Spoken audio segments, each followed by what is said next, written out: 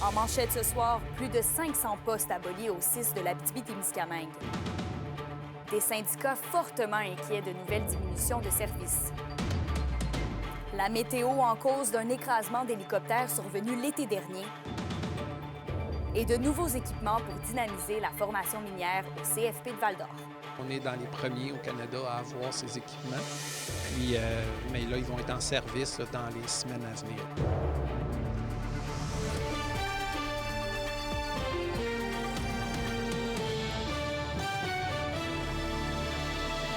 Bon lundi, bienvenue au TVA 18h.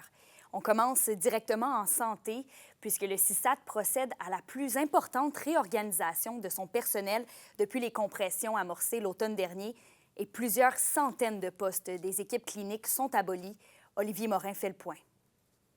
502 postes abolis en service clinique, dont la majorité étaient déjà vacants. En contrepartie, le CISAT prévoit créer 235 nouveaux postes pour redéployer le personnel touché. C'est une démarche devenue nécessaire pour notre établissement dans un contexte où le nombre d'employés est limité et le financement également est limité pour offrir l'ensemble des services à la population. Les syndicats de la santé dans la région ne voient pas la réorganisation annoncée d'un bon œil et craignent d'importants impacts. Ça n'a pas de bon sens. On se rend compte que le gouvernement se sert de Santé Québec comme bouclier pour ses prises de décision politiques, puis Santé Québec se sert des PDG comme ses pantins pour qu'on arrive à une agence de recouvrement, puis qu'on vienne à bout de combler les déficits. Donc vraiment, là, en ce moment, ça n'a pas de bon sens ce qui se passe en Abitibi-Témiscamingue. C'est une grosse restructuration actuelle et ça aura assurément un impact là, sur les services, notamment au niveau du secteur de la prévention, en santé publique, au niveau de la réadaptation physique, au niveau de la réadaptation là, des services en réadaptation des déficiences intellectuelles, déficiences physiques, mais TSA là, au niveau du trouble du spectre de l'autisme. La réduction de l'utilisation de la main-d'œuvre indépendante, de nouvelles compositions d'équipes et la diminution du nombre d'heures de travail sont d'autres moyens prévus par l'organisation. En réduisant le nombre d'heures qui n'est pas réalisé de façon directe auprès des usagers, en réduisant le nombre d'heures de travail aussi qui pouvaient être effectuées à l'occasion en surplus au sein des équipes de travail. On se souvient qu'en contexte de pandémie, on a beaucoup bonifié nos structures de poste. Le plan de compression annoncé lundi s'ajoute à plusieurs autres déjà en branle touchant d'autres catégories de personnel comme l'administration et les cadres. Carl Véraud de la PTS mentionne l'absence de concertation en lien avec les décisions. On se retrouve avec également un gros impact au niveau de la démocratie, là, au niveau des gens. Là. Auparavant, lorsqu'on avait des C3S, ou ben non, lorsqu'on était des plus petits établissements autonomes, il y avait tout le conseil d'administration étaient des gens de la population qui recevaient les services directs de ces établissements-là. Maintenant, le conseil d'administration de Santé Québec est complètement à l'autre bout de la province. La population d'Abitibi-Témiscamingue n'a pratiquement plus un mot à dire. La période de transition s'échelonnera tout au long du printemps afin de réorganiser les équipes de travail touchées. Olivier Morin, RNC Nouvelles, Rouyn-Noranda. Vos réponses à la question du jour TVA. Une présentation de la clinique infirmière Nord-Ouest partout dans la région. Nous vous offrons des consultations rapides avec des infirmières et infirmières praticiennes spécialisées et un nouveau service de téléconsultation. Contactez-nous pour plus d'informations ou visitez notre site Web. Et à la question du jour, on vous demandait « Compression en santé, craignez-vous une perte de service sur votre territoire? » Vous avez répondu « Oui » à 95 %. On revient maintenant sur l'accident d'hélicoptère qui a coûté la vie à l'homme d'affaires d'Amos, Gérard Legault, l'été dernier. Le rapport d'enquête vient d'être dévoilé. Et Félix, les mauvaises conditions météo sont en cause. Eh bien, c'est ce qu'en conclut le Bureau de la sécurité des transports du Canada dans l'écrasement de l'engin dans le lac d'Elvert, dans la réserve faunique La Vérandrie, le 18 août dernier. L'hélicoptère partait de Mirabel pour un vol à destination de Launay. En fin d'après-midi, l'hélicoptère s'est posé au domaine parce que la visibilité n'était pas bonne en raison de la forte pluie. L'hélicoptère a repris son envol environ 15 minutes plus tard et en soirée, l'hélicoptère a été signalé comme manquant à l'appel par le Centre d'information de vol de Québec. L'engin a été retrouvé le lendemain matin, englouti dans le lac d'Elvert, près de la route 117. Gérard Géry Legault, le pilote, sa femme Aurore Lannoy et leur petit-fils Jake Barfield ont péri dans l'accident. Et au-delà des conditions météo, le rapport révèle que les décisions du pilote prises lors de cette journée ont quand même influencé la trajectoire des 3 victimes. Oui, Kémilia, ce qui est dit, c'est que le pilote a probablement été mené par des biais cognitifs, comme celui de s'en tenir au plan initial, même si les conditions n'étaient pas idéales, parce qu'à 2 reprises, il s'était fait offrir des solutions de rechange pour contrer les conditions météo, comme un lieu de repos ou même un véhicule de rechange, ce à quoi le pilote a pu répondre, selon le rapport, que son expérience et sa connaissance de la route de vol ou même sa confiance en ses compétences étaient suffisantes. Ouais, triste événement. Merci, Félix. Je vous en prie. Complètement ailleurs, dans la nuit de samedi à dimanche, une bataille a mené à l'arrestation de 5 personnes dans la vingtaine à Rouyn-Noranda. À l'arrivée des policiers sur l'avenue La-Rivière, la bataille était terminée, mais ils ont pu intercepter des personnes suspectes qui se trouvaient à l'intérieur d'un véhicule dans le stationnement. Et après une fouille, ils ont saisi une arme de poing sous le siège du conducteur. Donc, le conducteur Vincent Tremblay, âgé de 21 ans, a comparu sur divers chefs d'accusation reliés à des voies de fait. Il est toujours détenu et des accusations reliées aux armes à feu pourraient être déposées contre lui. Les autres suspects, quant à eux, ont été libérés pour la suite des procédures. On poursuit maintenant du côté de Val-d'Or. Le Centre de formation professionnelle fait l'acquisition de nouveaux équipements pour son programme de forage au diamant. Un ajout qui vient en quelque sorte moderniser la formation offerte aux étudiants. Alexis Dumont nous présente le tout. Le ministère de l'Éducation investit plus d'1,3 million de dollars dans l'acquisition de 2 nouvelles foreuses pour le CFP de Val-d'Or. C'est de la modernisation d'équipements pour les jeunes qui vont venir ici se former. Donc, ils ont la chance maintenant d'avoir les équipements à la fine pointe des technologies pour faire du forage de surface ou souterrain. Donc, c'est 2 types de machines qui font le 1,3 million.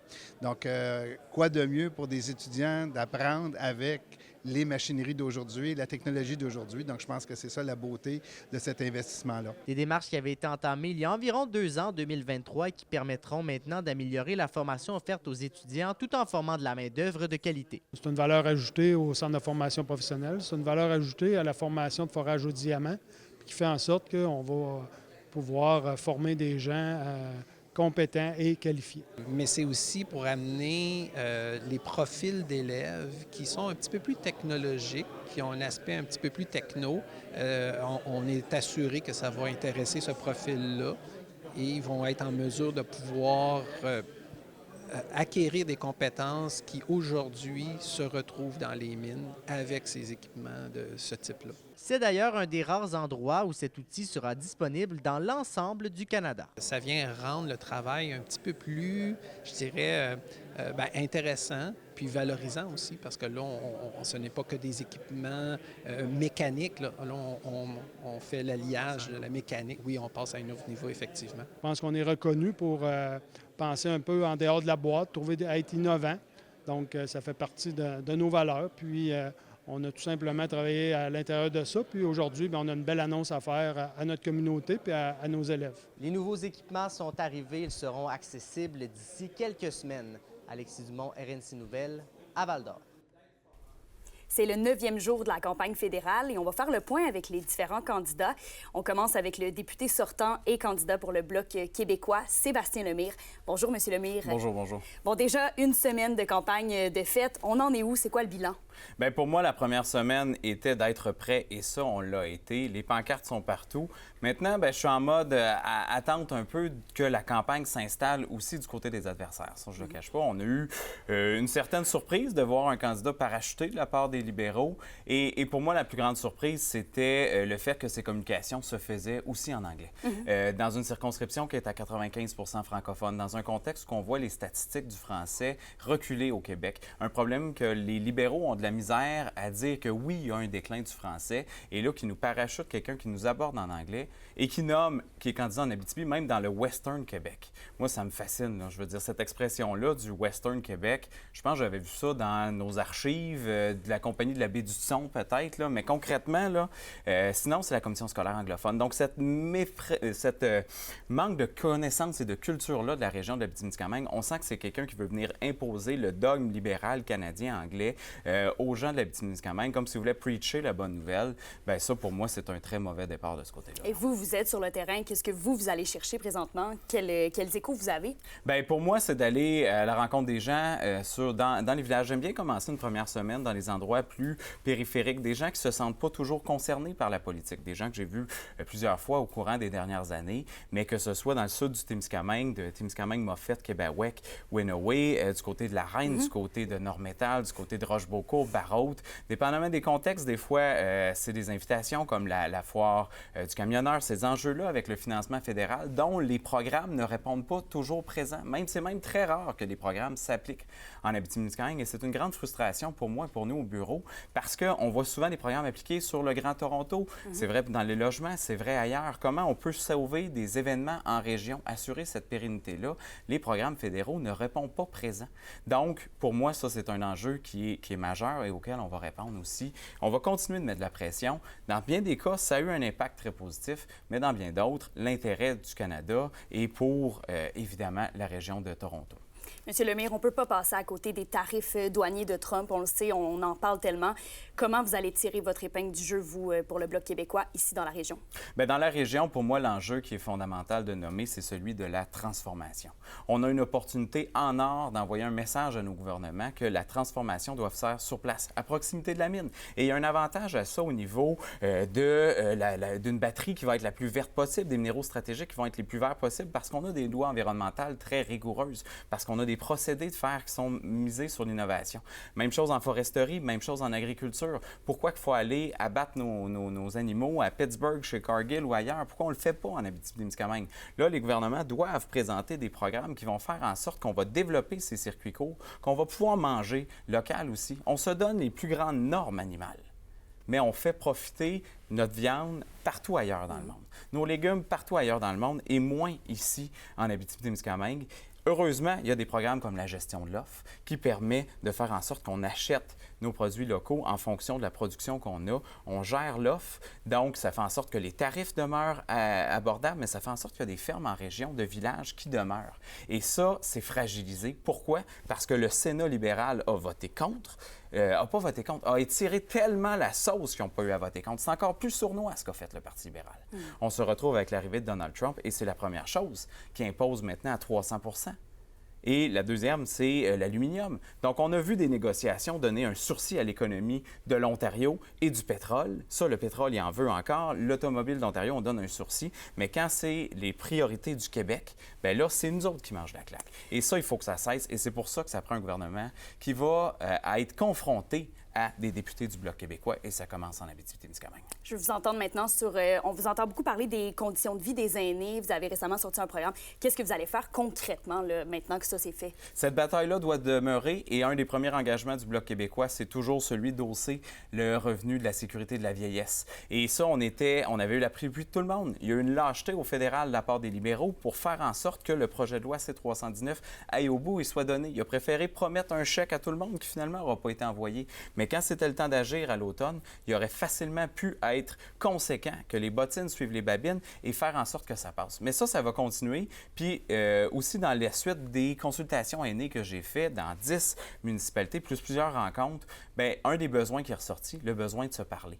Donc moi, un des engagements, c'est d'avoir des colloques régionales sur le fédéral dans la région, sur comment justement on peut apprendre à mieux se connaître, se concerter, mais aussi voir la participation, qui est souvent très difficile du fédéral dans les enjeux régionaux, mais et ça va commencer avec les aînés cet automne. Monsieur Lemire, on vous souhaite une très bonne campagne. Merci d'être passé en studio. Grand plaisir. À bientôt. L'indice boursier minier au TVA Nouvelle 18h est une présentation de GFM Groupe Financier. Dirigeants d'entreprises et particuliers, fiez-vous aux experts de GFM pour vos placements, assurances de personnes et assurances collectives. Car pour vous, ils vont au-delà de la finance. L'événement culturel Lanterna Fabula fera une tournée régionale cette semaine. Des conteurs présenteront leurs récits et vous verrez des courts-métrages de réalisateurs pour accompagner leur histoire. On en parle après la pause. Les SADC de l'Abitibi-Témiscamingue et du nord du Québec vous présentent la bonne nouvelle économique TVA. Le nouvel OBNL, regroupement des artistes en arts visuels d'Abitibi-Ouest, localisé à La Sarre, vise à animer, faire connaître et promouvoir les créations des artistes sur l'ensemble du territoire par l'organisation d'événements. La vie culturelle est un facteur identitaire important, témoignant de la qualité de vie, de l'animation du milieu et de l'attraction touristique. Les SADC, partenaires de l'économie de la région.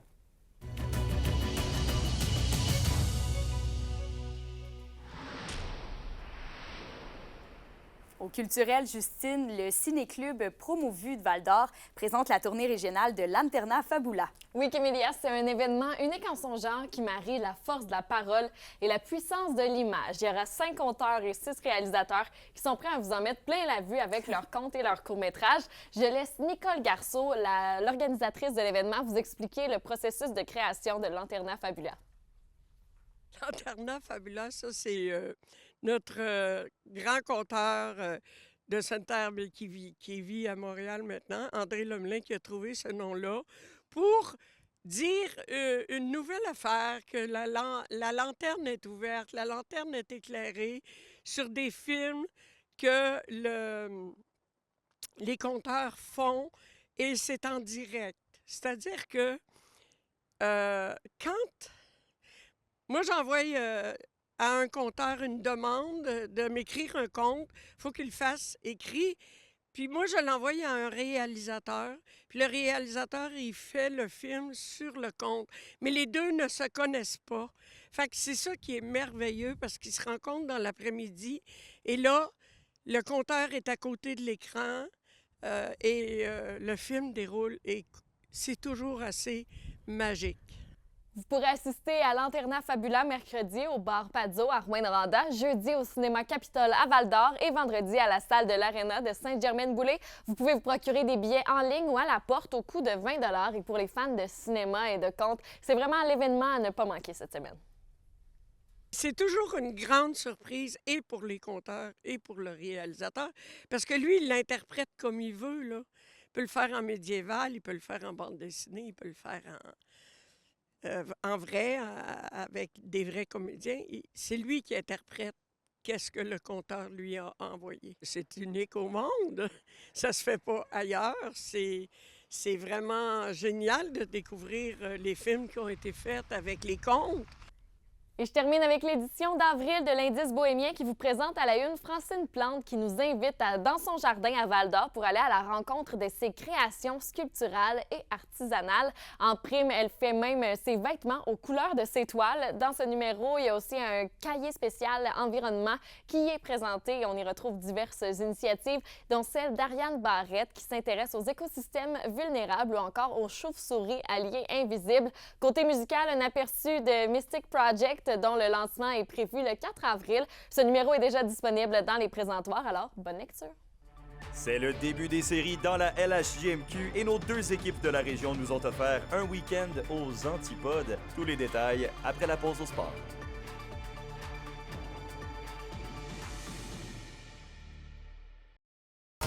Les sports vous sont présentés par Thibaut GM, votre concessionnaire de confiance à Rouyn-Noranda, là où qualité et choix se rencontrent.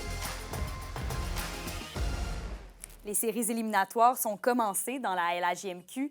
Les Foreurs de Val-d'Or ont été défaits à leurs 2 premiers affrontements face aux Cataractes de Shawinigan, mais c'est tout le contraire pour les Huskies de Rouyn-Noranda qui entament leur série du bon pied avec 2 victoires en autant de matchs. Alexandre Cabana a préparé ce qui suit. La bonne humeur règne lundi matin à l'Arena Glencore. Et avec raison, la troupe de Steve Hartley sort d'une fin de semaine parfaite à la maison. 2 victoires, 5-1 et 2-1, un lever de rideau idéal pour la Meute. J'ai vraiment aimé la façon dont on s'est comporté. On a joué un match pratiquement sans faille vendredi soir, puis samedi, on a fait ce qu'on avait à faire pour gagner. Si plusieurs étaient inquiets à la venue de cette série contre la bête noire des Huskies, force est de constater que Rouyn-Noranda est en mission présentement. Moi, c'est important notre équipe, qu'on apporte notre meilleur visage qu'on a vu vendredi, qu'on soit engagé, qu'on soit que notre niveau de compétition soit là. Puis c'est juste d'enlever leur désir à faire partie de cette série-là tôt dans le match de mardi soir, puis de ne pas éterniser cette série-là. On s'attend vraiment à une bonne réponse d'eux autres. L'année passée, Game 3, on a perdu là-bas. Fait que je pense que les vétérans qu'on était là l'année passée, on sait à quoi s'attendre. Puis je pense que l'important, ça va être de continuer à matcher le niveau d'énergie. Nous. Après avoir manqué le dernier match de la saison aux suites d'une blessure à la tête, le vétéran Antonin Véraud en a rassuré plusieurs en étant à son poste sur le premier trio pour le début des séries. C'est un processus. Je pense un peu plus de peur que de mal. C'est sûr que c'était plate de ne pas jouer la game des 20 ans toute la cérémonie. J'en ai profité pour me reposer. Puis, j'ai tout fait pour pouvoir jouer vendredi. Puis ça a super bien été en fin de semaine. Fait que je suis vraiment content d'avoir commencé les 2 games. Et c'était le grand retour en séries éliminatoires pour les Foreurs de Val-d'Or. D'abord, un premier match serré en territoire ennemi vendredi soir, perdu 3-2, suivi d'une domination en règle de Shawinigan, 5-2 samedi soir. Bon premier match pour nous. On ne se le cachera pas. On a plusieurs jeunes qui avaient des papillons à l'intérieur d'eux autres, qui étaient nerveux pour cette partie-là. Donc, on savait que ça allait être un bon défi pour nous. Et puis, regarde, Shawinigan fait bien ça présentement, mais regarde, c'est à nous on a des petits points à ajouter, puis je suis confiant. Les 3 matchs de cette semaine, tous à la maison, se pointent en belle opportunité de renverser la vapeur, selon l'entraîneur-chef des Ruisseaux. J'ai adoré l'entraînement ce matin, j'ai adoré l'attitude de nos boys, ce qu'on leur a présenté comme groupe d'entraîneurs. Les gars, ils étaient dans un bon état d'esprit, je vais dire ça comme ça, puis c'est de bon augure. Alexandre Cabana pour RNC Nouvelles. La météo, une présentation de Nicole Auto de la Sarre, la capitale du pick-up. Où vous y trouverez toujours le meilleur choix, toujours le meilleur prix. À la météo, Justine, le soleil devrait se pointer demain. On s'en plaindra pas. Ah non, Kébélia, après le bon cocktail météo qu'on a reçu aujourd'hui pour terminer le mois de mars, eh bien, demain, le soleil va faire du bien cette première journée d'avril. Pour ce soir et cette nuit, au nord et au sud, ce sera généralement nuageux avec un 40 de probabilité d'averse de neige ce soir du côté de l'Abitibi et un minimum de moins 13 partout en région. Demain, nous aurons une alternance de soleil et de nuages avec un maximum de moins 6 pour l'Abitibi et de moins 4 pour le Témiscamingue. Ça risque d'être assez frisquet, par contre, demain matin avec un refroidissement éolien autour de moins 20. Et je termine avec un aperçu pour mercredi. Ce sera nuageux sur l'ensemble de la région avec un maximum de moins 3 degrés. Et qu'Emilia, à moins que Dame Nature nous fasse un poisson d'avril demain, eh bien, le soleil devrait nous accompagner. Ah oui, c'est vrai, on se prépare à ça, là, le poisson d'avril. Merci, Justine. Donc voilà, c'est complet pour ce bulletin d'information régionale. On se retrouve demain au TVA Midi. Passez une excellente soirée.